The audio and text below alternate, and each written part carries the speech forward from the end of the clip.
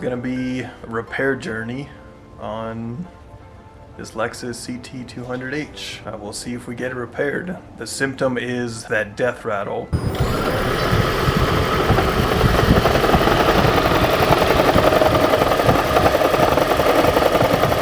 So mine sounds exactly like that. And the rattle goes away after a few seconds, and then the engine runs fine.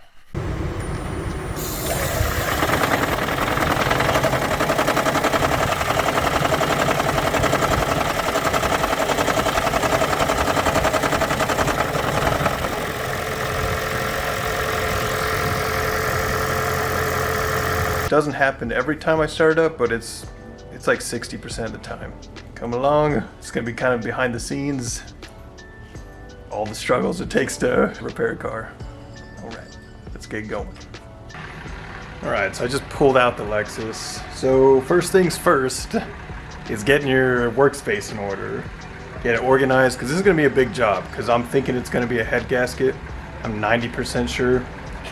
So yeah, first I'm gonna clean up the garage. So I'm gonna clean this up here. I think we're out of the hail season, so I'm gonna back out the passport, and I think the Lexus is gonna have the whole garage, so we have the space to work around it. Hopefully it doesn't hail. The main reason I have a garage is 1, to work on cars, but 2, to protect against the hail, because the hail gets crazy here in Colorado. Just clean this up, clean up these like shelves a little bit, because I'll be placing stuff on it. Just found this piece of wood, which actually made a really nice workbench. Clean up all this crap, random boxes and stuff that I hoard for eBay sales. But yeah, let's do that.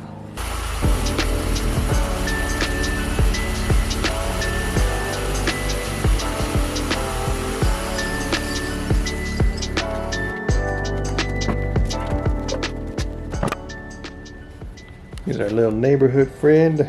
He's been our friend since we came here. This little kitty. He's a cute and cool guy. Hangs out with me. He's the neighbor's cat, but I feel like he's majority of the time over here, hanging out with me in the garage.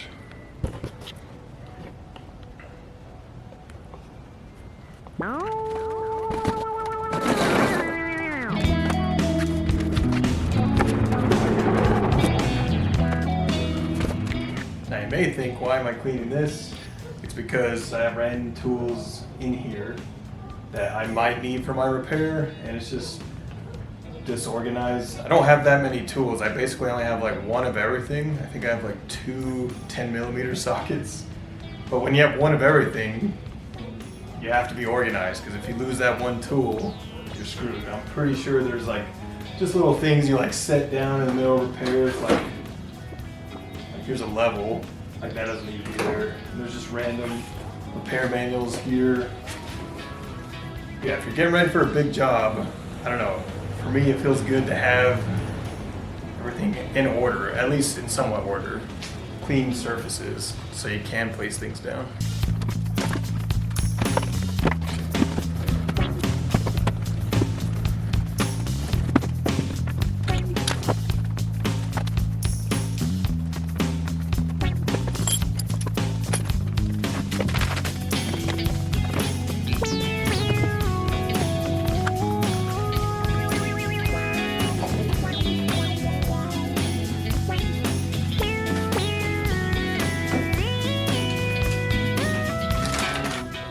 Now this is going to be the most important part to clean, because this is where I actually store most of my tools. My socket set, have my couple jacks. I said I only have one of every tool I have, but I actually have 2 jacks. Maybe I'll organize that a little bit, make sure things are where it needs to be. Alright, let's clean this up, because we're gonna need a work table, because we're gonna have a lot of parts that we're gonna need to keep organized. So yeah, so this is the most important spot to clean up.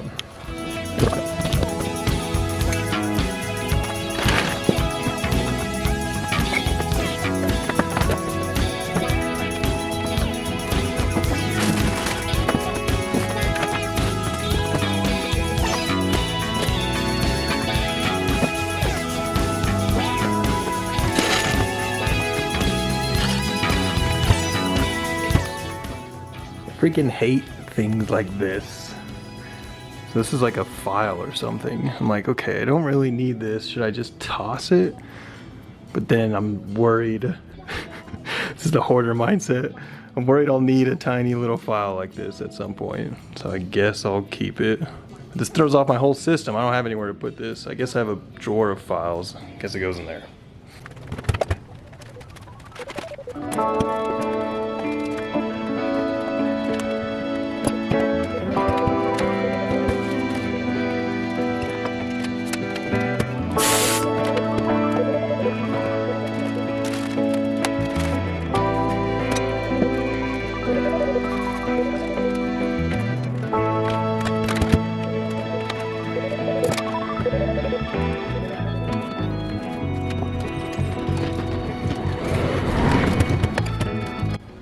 Alright, so we have a much more cleaner surface ready to put a bunch of parts on.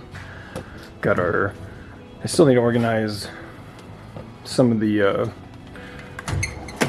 this one's pretty good, my wrenches, but most of this is kind of just thrown. Might organize that a little bit, but yeah, having this nice space, nothing in the front, so you can get to it. That's gonna be really nice. We got a Black Widow over here. I don't like Black Widows. I mean, they're cool, but I don't want them in my workspace. So, we'll probably like blow all this out and then maybe do some bug spray.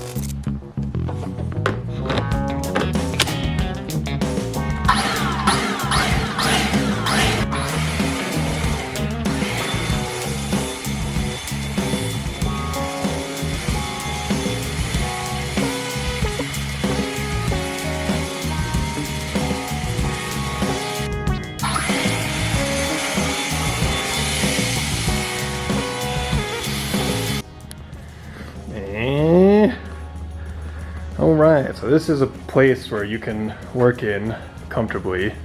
Still some like random stuff on that shelf. You can figure out where to go. This is more organized under here. Have a spot to lay all the tools or if I need to work on anything. Got my toolbox there for now, but I can just take that off. Yeah, we're cleaned. So I'm thinking, like I said before, I'm thinking I'm going to use the whole garage for the Lexus.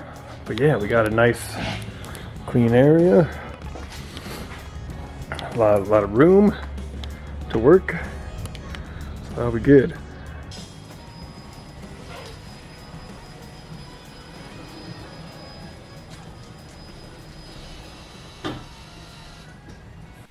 Alright, let's talk about the theory on why I think it's the head gasket. It could be something else, but I wish it was something else. I hope it's something else, but I don't think it is. So, we have your internal combustion engine here on the left, and then this is the electric motor on the right. And these are mated inside the engine bay, and there is a dampening plate in between this. This circle here, the dampening plate lines up in there, and then the electric motor. So this would go on, doesn't go on perfectly in this image, but I think you can get the idea. It would go here and go in here. And then here is a picture of this is the card care nut, cool guy. Here's the electric motor, and here's that spline. This is the other side of this motor, and then there's a plate there. Oh. So the engine mounts up to that, and that shuddering noise is terrifying. It sounds like if it was on a normal engine, it sounds like a bent rod or something. Something's broken. But on this, the hypothesis, which I think is basically theory right now, might even just be fact. It's that noise is actually this dampening plate rotating in an inconsistent way, and that's how it works in a clutch. On this video here, so here's a flywheel on there, and then here's the plate that we're talking about. That's the mating between these two. And this dampener plate has springs on it, and these are called torsion springs. The primary function of the torsion springs is to absorb fluctuations in engine revolution.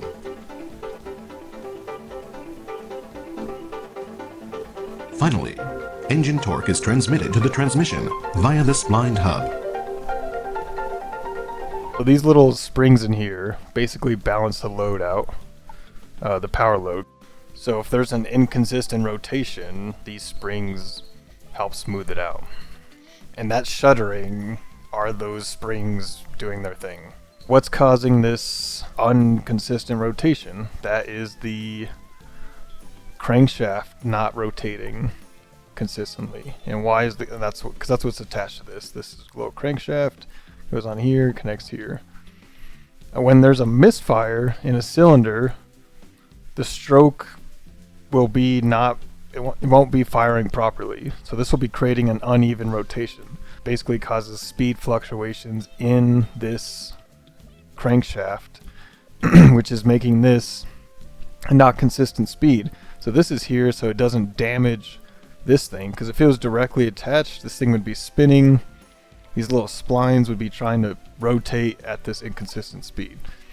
So the misfiring is causing that shuddering noise. The noise is coming from this dampener plate. And this dampener plate can actually be damaged over time. But why I think it's a head gasket is because, one, I checked all the spark plugs. All the spark plugs were good. And I'm going to do a double check. We'll probably do it in either another video. I'm going to check the coils. So what you check is usually the fuel, air, and spark to make sure your engine's firing right. So I checked the spark. Spark's good. Now I checked the air. That's what I did before. This has an EGR system. It's exhaust gas recirculation. System works by diverting a controlled amount of exhaust gas back to the engine's intake manifold to lower combustion temperatures and reduce the formation of harmful nitrogen oxides. So it's for emissions. It's to make our air cleaner. Now I've already taken apart and cleaned that system, and it did make this shudder less for about 1,000 miles. Now I can check the fuel injectors and stuff too, and I may do that, the instructional video I have planned.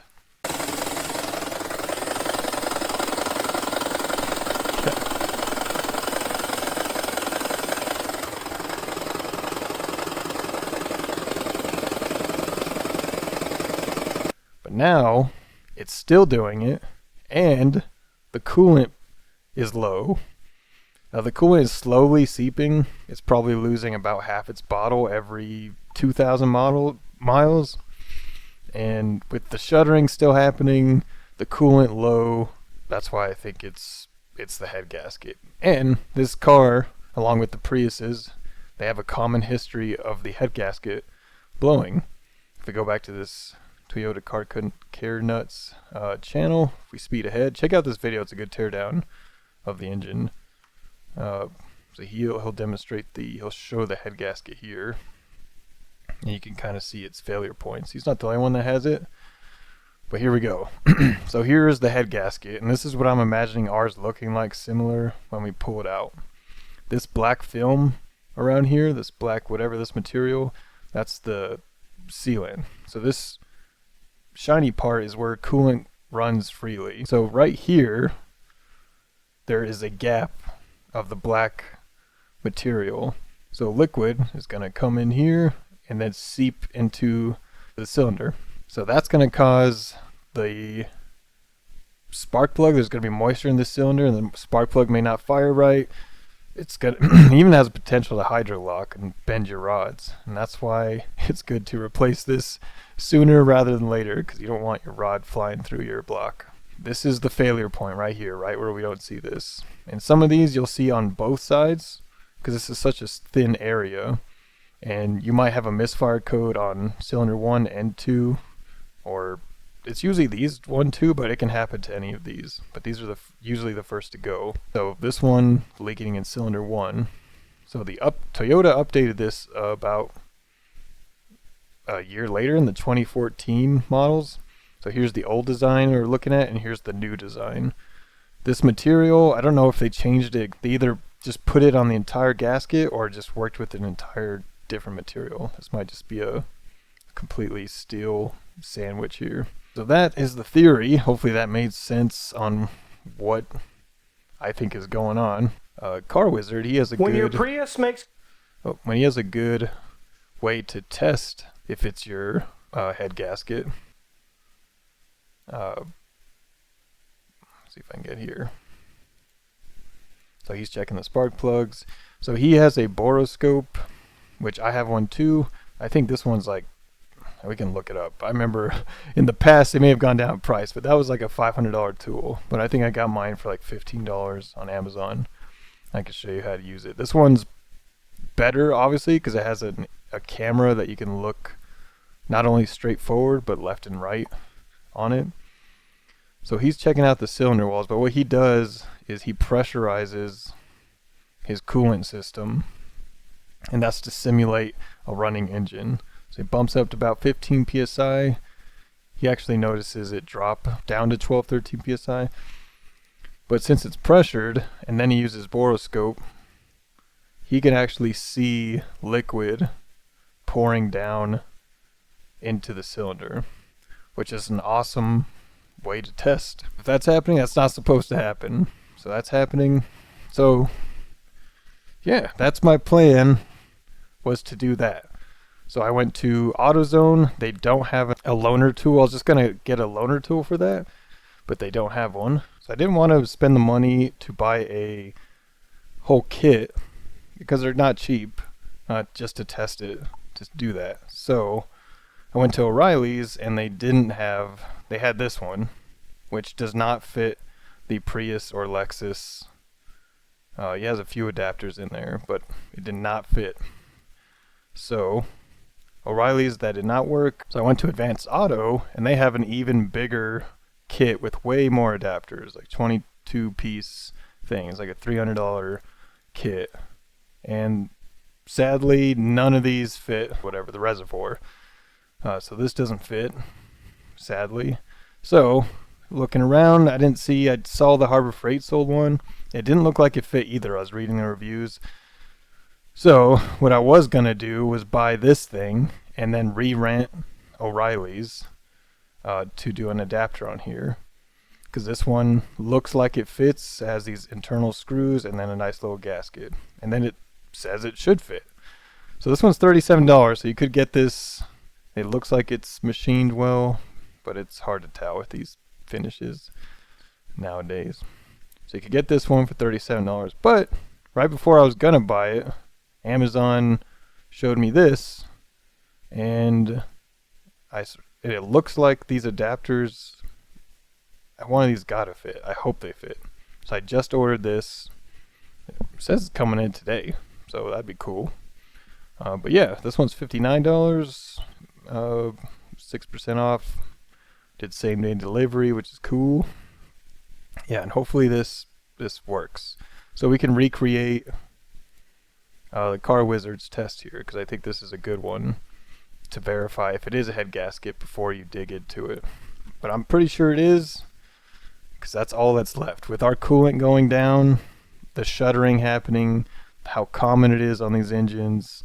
I've already cleaned the EGR, and I've already replaced all the spark plugs. Now it could be the coils, which I'm going to test, but I think it's the head gasket.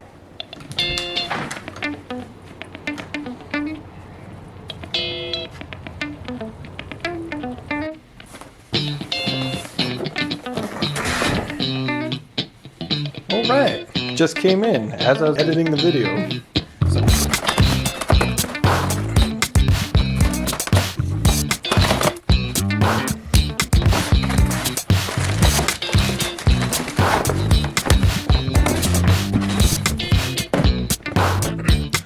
this is what we got from Amazon, and hopefully this has what we need in it. CX Pro 28-piece pressure and vacuum system. Let's see.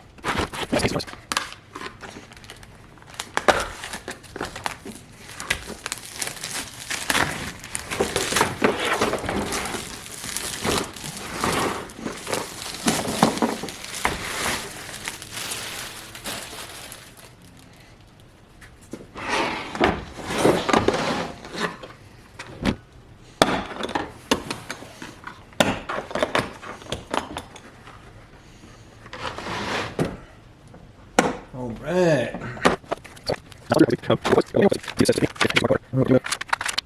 Right, what's this? Look at this. It says Lexus on Toyota.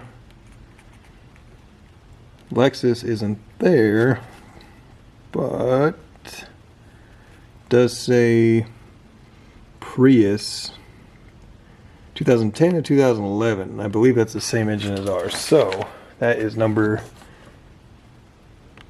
19. 19. It should be this one right here. Let's check it out. This looks actually like the right size for the coolant cap. Oh my god, did we actually find a way to test this? Let's hope it's made quality. Cool. Alright, let's test this out. Pop the hood right here.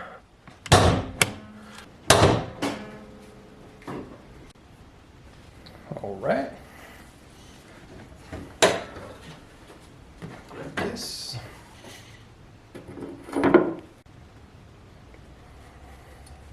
Alright, this is kind of a moment of truth here. I'm gonna undo this. So this in the hybrid, in the CT200 and Prius, acts as both the radiator and the coolant reservoir.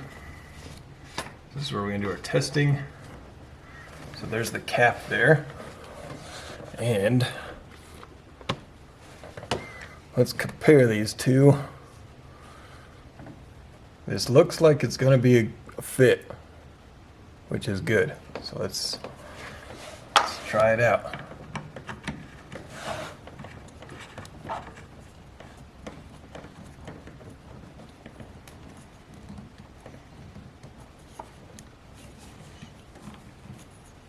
Keeps turning. I don't like that.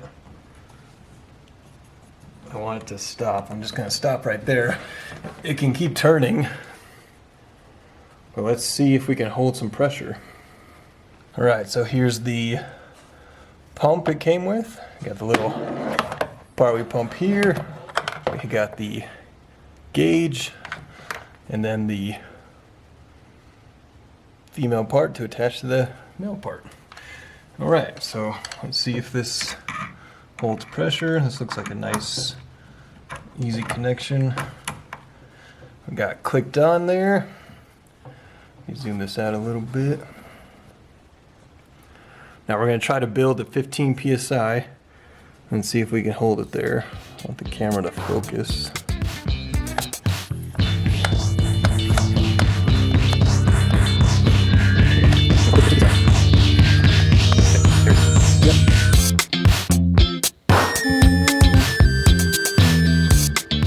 Well, that's a good sign. That means we can actually pressurize the system. Alright, to remove this, I'm gonna press this, let the air out, just pull it up. So what we're gonna do is pull off all this. We'll get to the spark plugs, and then we're gonna put a boroscope down there while it's pressurized to see if we can see the same drippage as the Car Wizard does. Alright, new day. Alright, so for today, like last time where we ended, we tested to make sure the coolant thing fit. The pressure test adapter and it did, and it held 15 psi. Now we can do the Car Wizard's method, which is a pretty good method because I think it's the head gasket. So we'll do that before we go diagnose other things, because just to recap, we have the shutter, the coolant goes low, and I've already replaced the spark plugs and cleaned the EGR system. So the coolant being low is like the main clue of what's going on. So let's do it. Let's do the pressure test. All right, first thing to do, because we got to get into the spark plugs, you're gonna just pull this off, which is it's just a aesthetic cover, little engine cover. There's nothing to this. Just a little plastic bit that clips on these little gaskets into these little nubs there. When I do the engine scanning, I get 2 error codes for misfiring on cylinder 1 and 2. And so I'm gonna just take out those 2. Then take out these coil packs. This is a 10 millimeter bolt. We'll stick in the Boroscope. I'm gonna remove this just to get out of our way, give us a little more room for our socket. If you can't do this by hand, just get a little flathead, push that in there. There's always like a little pain to get off. Make sure you don't stab yourself. Guy almost did. I'm actually gonna put some gloves on, just with that. Just reminded me. 1 second. All right, got some gloves on. Got these green ones from Harbor Freight in the clearance section. We'll see if they're any good. But yeah, so for these coil packs on the top, it's gonna be a 10 millimeter. It is 10 millimeter. I'm gonna use a little wrench or ratchet.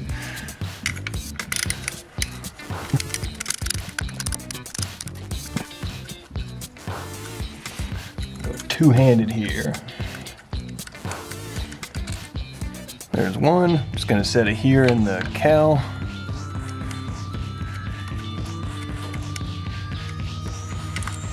There's 2. Also set it there in the cowl. All right, so you can unclip these, but you can finagle them out.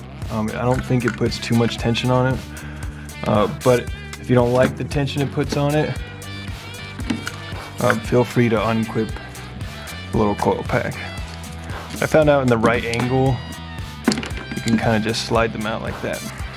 So for the spark plugs, it is a 14 millimeter, and it's funny because a lot of people on YouTube, I don't want to throw too much shade, but they'll show you how to take out this one, but they don't show you the next ones. They just say repeat the process, and they'll usually just have a 14, maybe with a small extension.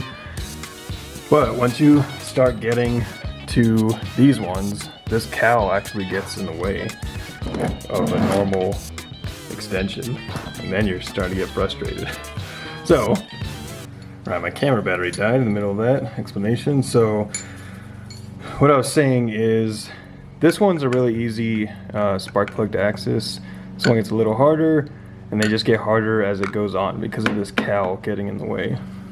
But the combination I found out that's nice is like you get your 14-inch deep socket, a 3-inch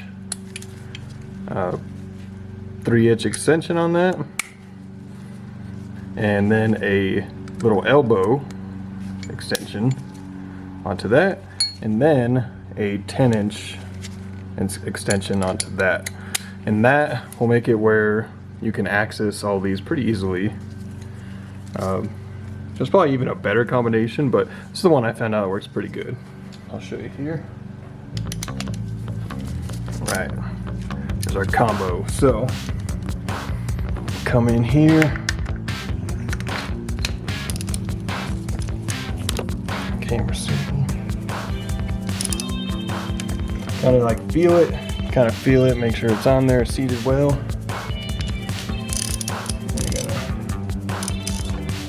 Counterclockwise. There we go. Now, there's a lot of threads on spark plugs, so I'm kind of watching this nut here, or the socket, slowly rise in incremental. Now obviously if it's still ratcheting, that means there's resistance. But once it stops ratcheting, you can start doing it by hand. And it seems like they're not climbing anymore. So if you got a nice spark plug socket with a magnet on it, you'll just pull it out automatically. But I don't got the money for that. What I got is just this little magnet. It's like a telescoping magnet. Got it at the checkout counter at O'Reilly's or AutoZone or some part while I was waiting in line. So you just stick that down in there. And if you unscrewed it all the way, it'll come out just like that. Careful not to drop it. There we go. There's one spark plug. And we'll look at these in a bit to see how their condition is. But we're gonna keep this in order. I'm also gonna put this in the cowl right there. And now let's do the second one.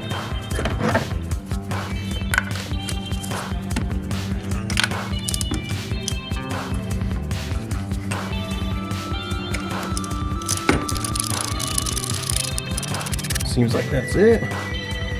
Get a little telescoping magnet up in there, and there we go. Got it out. So, yeah, we'll inspect those in a second. Cool. Spark plugs out. Now, you can shove a little camera down there. Alright, here's our spark plugs. This came out of cylinder 1, this came out of cylinder 2. It's pretty interesting. I changed these about 2,000 miles ago. This one, look out, it's like perfectly white on the electrode. And then this one has some gunk on it. And the electrode's darker. This one could suggest that it's being steam cleaned by a little bit of the coolant getting in. But this looks gunkier than it kind of should be. Interesting. So this is my Boroscope, and I got it a while back. Hopefully they're not too expensive now. But this was, or hopefully they're even cheaper. I think this was like $15 on Amazon. It's literally, you can see a long cable, but it's a USB-C, so it just connects to my phone. They probably make Apple ones if you have an older Apple phone, but USB-C has a little dial to control the brightness. I think it's the light at the end of the camera. And this is kind of like a stiff, it's a little rigid, so you can actually move it and control it, this wire. And then here's the camera end. And those little white dots are the lights. And obviously you can see the lens. But yeah, this one was thin enough. Got a brand here, Bandtronics. Yeah, it was super cheap back then, 15 something bucks. So that's my Boroscope. And so I just connect it to my phone, USB side. And then the next thing is the app. It's asking if you want permission. Open USB Endoscope for the camera. Okay. What the app is, it's this little, focus on here, USB Endoscope. It's the one I use. There's a few out there, and it's kind of just figuring out which one works for your hardware or which one doesn't drive you nuts with its ads. This one has ads, but they're less than the other ones. But yeah, here's a live camera feed of what's going on. Just gotta find the end of our camera. Here it is, here's the end of the camera. There's me, there's the white camera. Hello!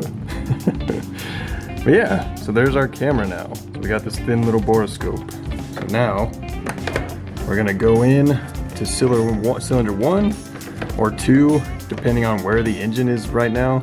Because if the cylinder's up top, we might not be able to see much, and we'll have to rotate it. My guess is we're gonna have to rotate it. Since we're checking cylinders right next to each other, since we're checking 1 and 2, the odds of one of those being up is, I feel like 100%, unless they're both middle. But yeah, let's go in to cylinder 1. Let's see if we can film it on here.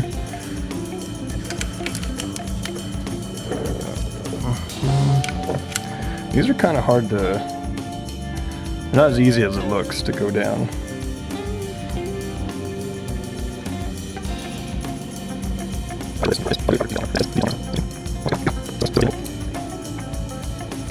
Come on!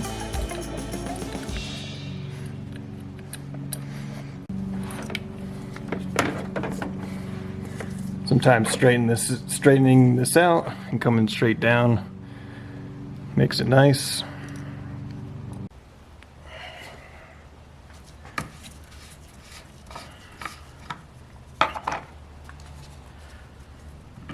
Right, I'm not going to go as many rotations.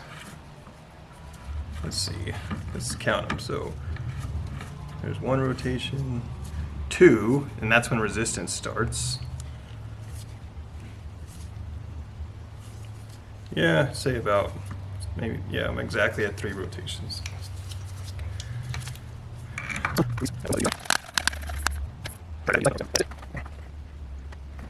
Now let's see if we can see anything happening in the cylinder. Moment of truth here.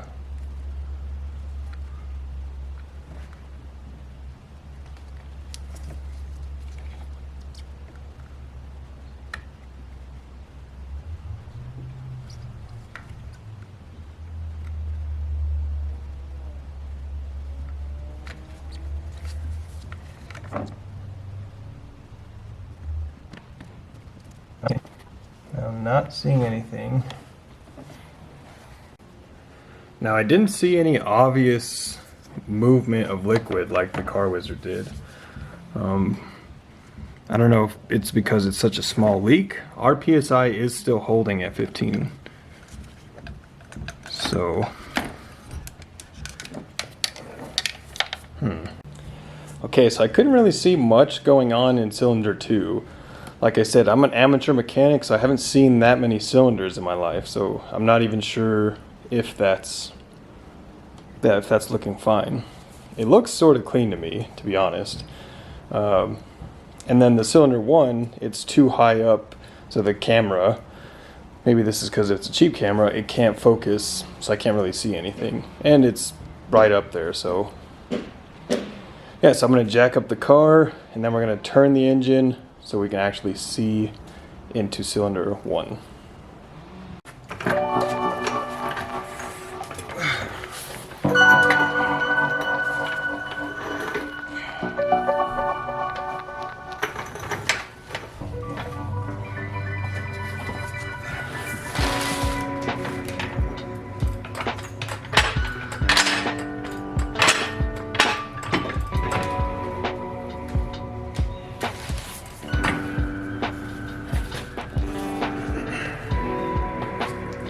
So there's a little nub under there, it's right in the middle.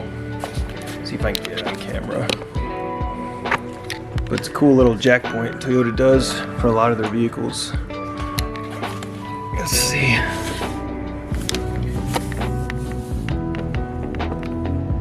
I guess I have to drop the jack, right?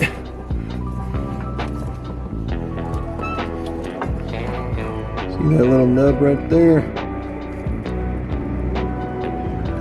Little jack point.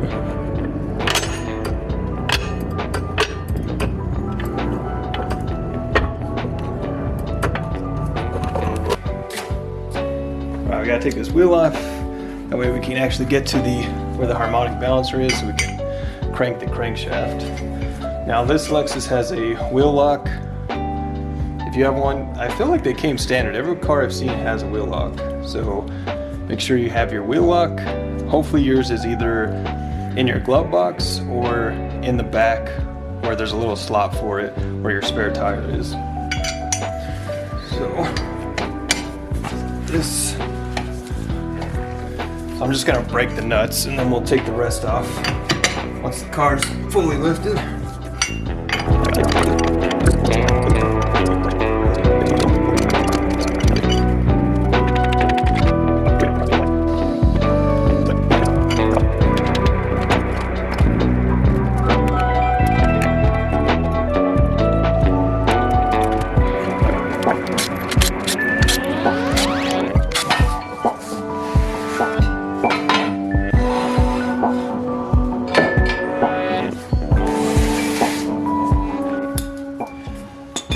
So, this little bolt here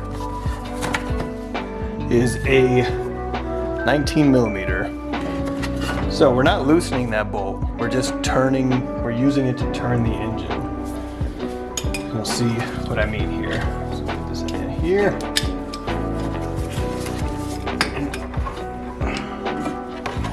May need more leverage than this, hoping not. Engine turns. Where's it clean?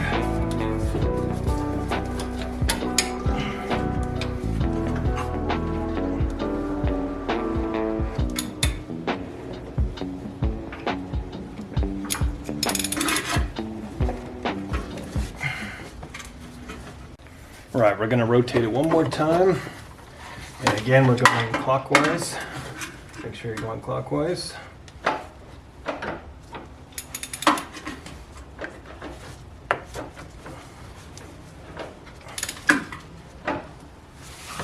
All right, that was about like a quarter turn. Let's see what that did.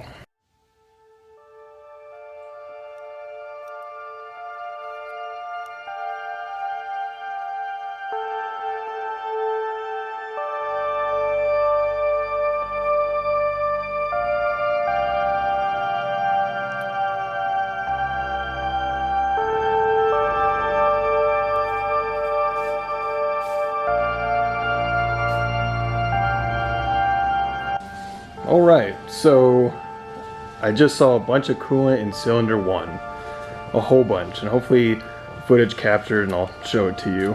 I'm just gonna keep the wheel off because we might need to access under there while we're taking this apart.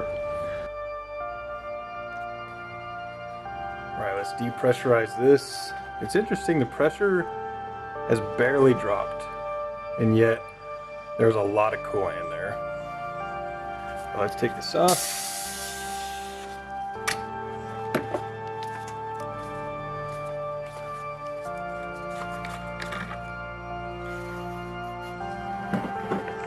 Thought I smelled the smell there. Put this on.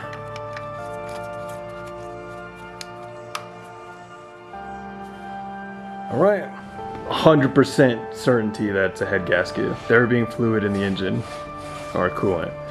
So here we go. Let's do a head gasket replacement.